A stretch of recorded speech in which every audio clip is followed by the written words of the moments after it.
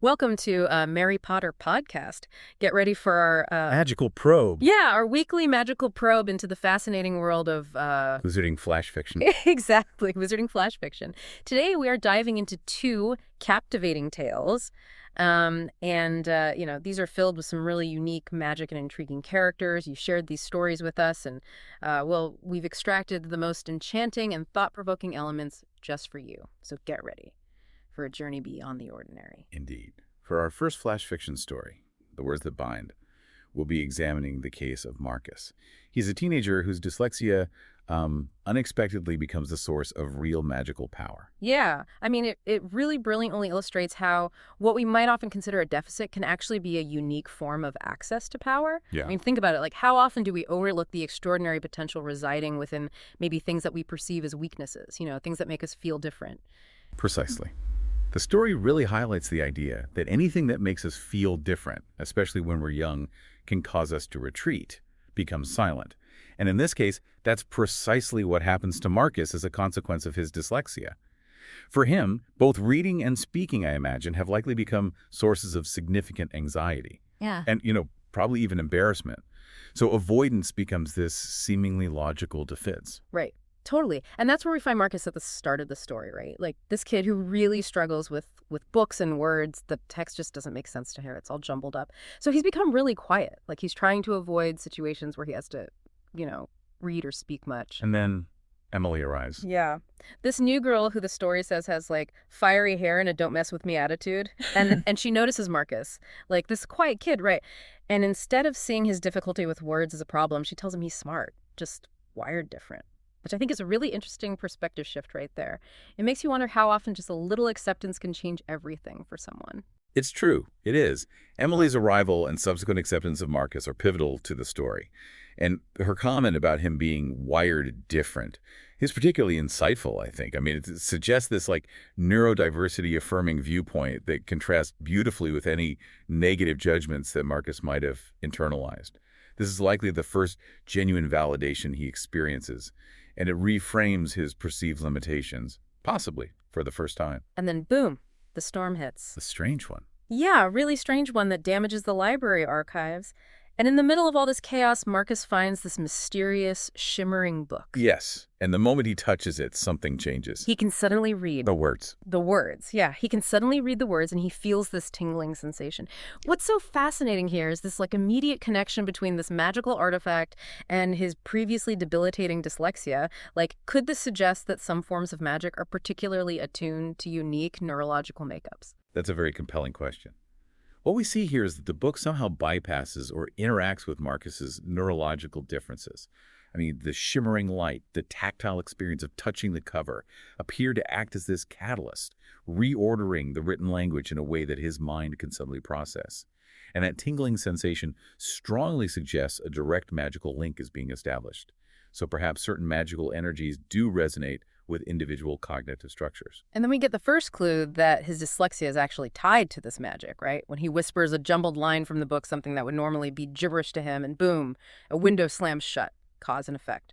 It's almost like his unique way of saying the words is what unlocks their power. Yes, that's the turning point. The story establishes its core premise. Marcus's unique way of processing language is not a hindrance to magic. It's potentially its very source. And the accidental nature of that window slamming shut also hints at the raw, uncontrolled nature of this connection. It's a fascinating idea. Could unintentional deviations from conventional language sometimes tap into these latent magical energies? Well, naturally, next comes experimentation. Of course. Marcus and Emily start playing around with the book. They're changing leaf colors, making acorns explode. The story really emphasizes this raw, unpredictable power of these words and how it feels so connected to Marcus's tangled-up brain, as it says. It sounds like they're tapping into something wild, something that isn't neat and orderly. Exactly. Their initial experiments highlight the untamed potential of his magic. And the description of that power as raw and unpredictable really underscores the idea that it's directly linked to his non-standard cognitive processing. It's magic that isn't neat or formulaic. It emerges from his unique perspective, suggesting that perhaps the most potent magic isn't always the most refined. Then comes the big moment, fueled by, teenage feelings. Of course, yes. Marcus tries to summon a campfire, and it totally spirals out of control. The flames go way too high, they set the trees on fire.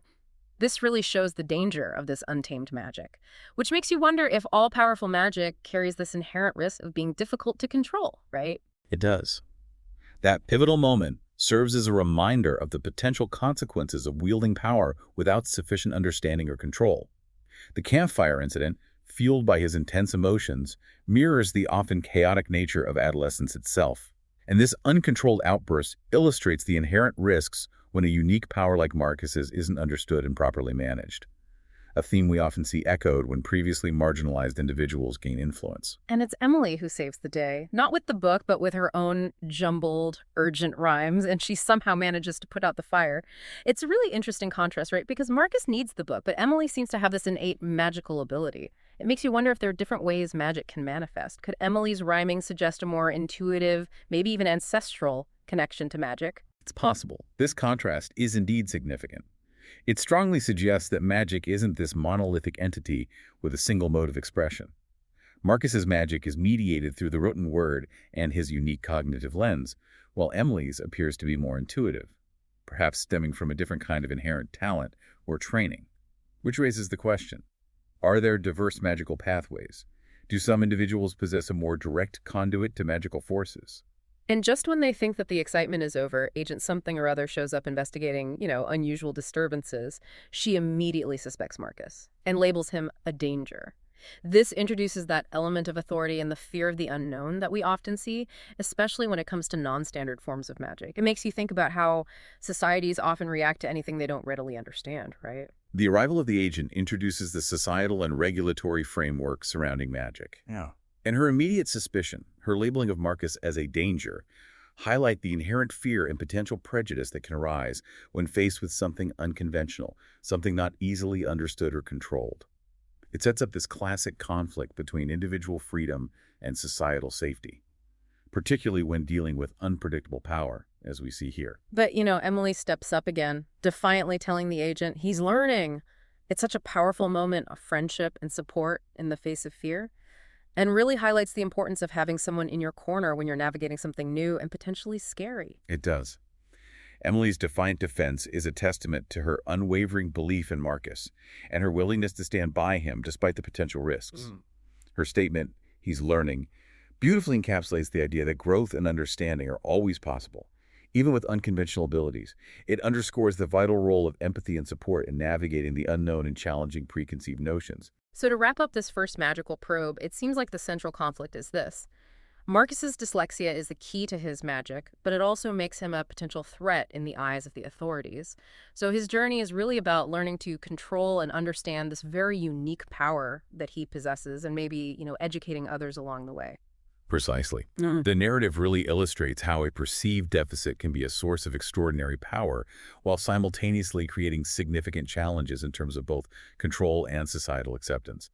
Marcus's journey is this exploration of self-discovery and the embrace of one's unique abilities, even when they defy conventional understanding and potentially frighten those in positions of authority. Okay, so let's shift gears now to our second flash fiction story, Bad Spells and Bureaucracy.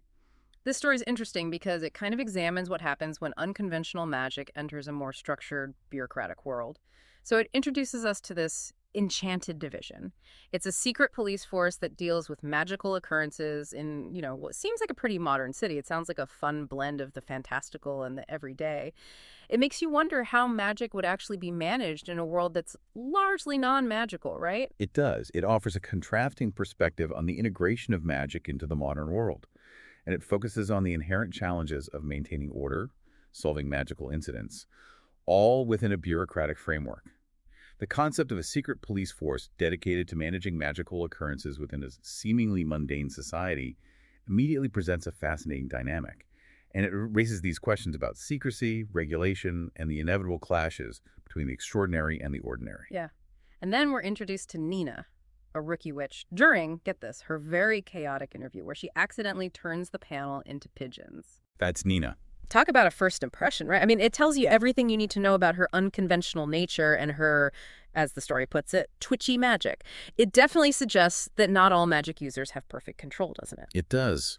Nina's explosive entrance, quite literally, establishes her character as someone whose magical abilities are, shall we say, somewhat unpredictable and not entirely under her conscious control, especially when she's under pressure.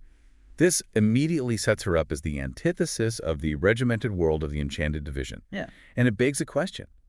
How is such unpredictable talent even recruited into a force supposedly dedicated to maintaining order? And to make matters even more interesting, or maybe more chaotic, she's partnered with Agent Elias Thorne, who sounds like, well, the complete opposite of Nina. Ah, yes, Agent Thor.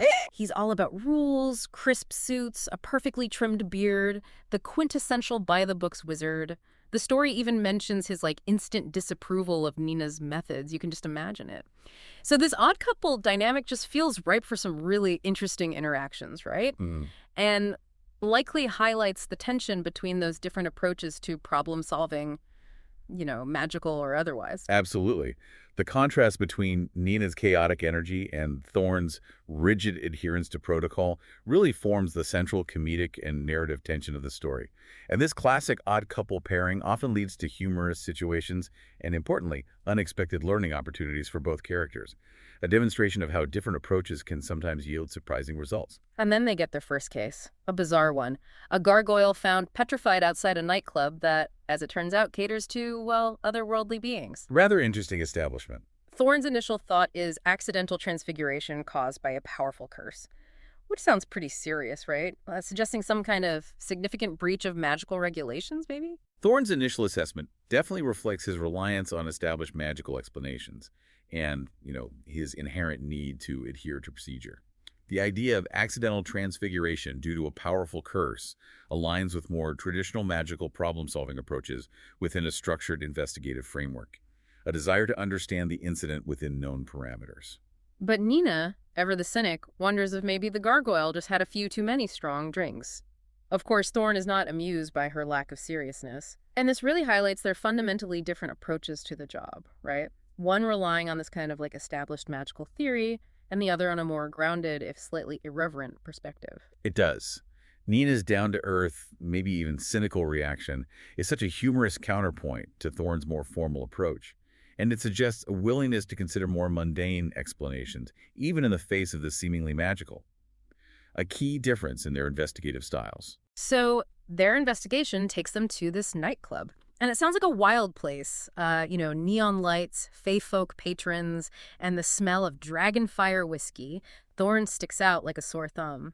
But Nina, thanks to her illusion charms, is able to blend right in. It's a clever use of their contrasting abilities. It really shows how different skill sets can be valuable in different situations. The nightclub really effectively blends the mundane and the magical, creates a fascinating backdrop for their investigation.